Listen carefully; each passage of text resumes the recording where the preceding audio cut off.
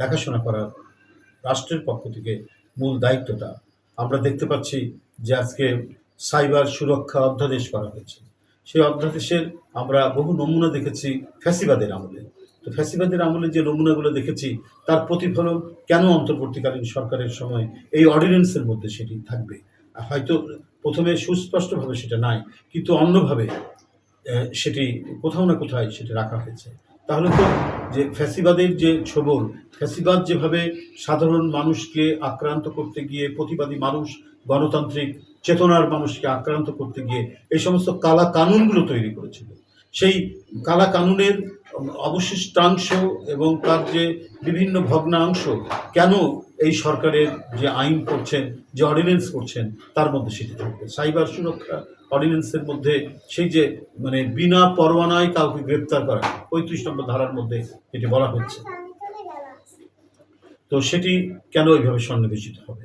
এটা তো আজকে সাধারণ মানুষের সবচাইতে বড় প্রশ্ন। কেন এইভাবে আপনার সেই ড্রাকোনিয়ান ল, সেই ভয়ঙ্কর আইনের প্রতিফলন কেন থাকবে? সেটা সম্পূর্ণরূপে মুছে দিয়ে আপনার জনহিতকর যে আইন, সেই আইনই তো অন্তর্বর্তীকালীন সরকার করবে। কারণ এই সরকার হচ্ছে জনগণের সমর্থিত সরকার, যারা গণতন্ত্রের জন্য লড়াই করেছে তার সরকার। কারণ এই ধরনের আপনার যদি ধারা থাকে একটি আইনের মধ্যে, এটার অপব্যবহার হওয়ার সমূহ সম্ভাবনা রয়েছে, এবং যে কোনো মানুষকে রাজনৈতিক প্রতিহিংসাবশত এই অপব্যবহার করে তাকে কারাগারে নিয়ে মাসের পর মাস তাকে বন্দি করে রাখা যায়।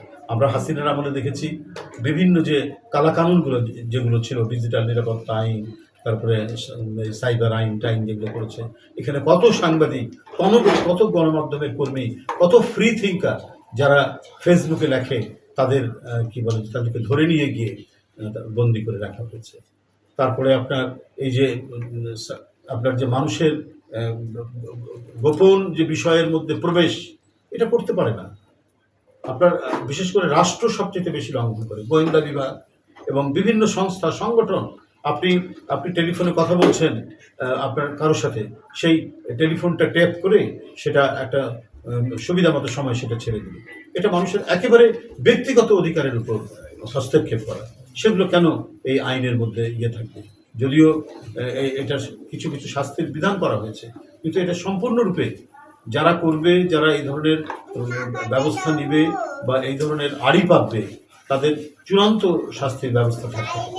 তো সুতরাং আমরা চাই যে এই সরকার এমন একটি আইন করবে যে আইন থাকবে গণতন্ত্রের, সত্যিকারের বহুদলীয় গণতন্ত্রের উপযোগী, এবং প্রত্যেকটি মানুষ যারা নানাভাবে ভুক্তভোগী তারা যেন এই সরকারের প্রণীত আইন দ্বারা উপকৃত হতে পারে।